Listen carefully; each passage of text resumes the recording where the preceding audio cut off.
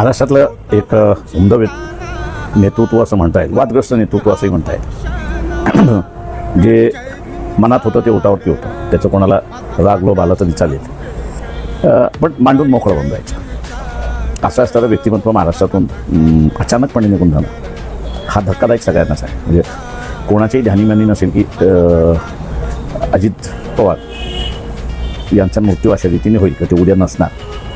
मला तर हा महाराष्ट्राला धक्का आहे असं मी त्या ठिकाणी मानतो.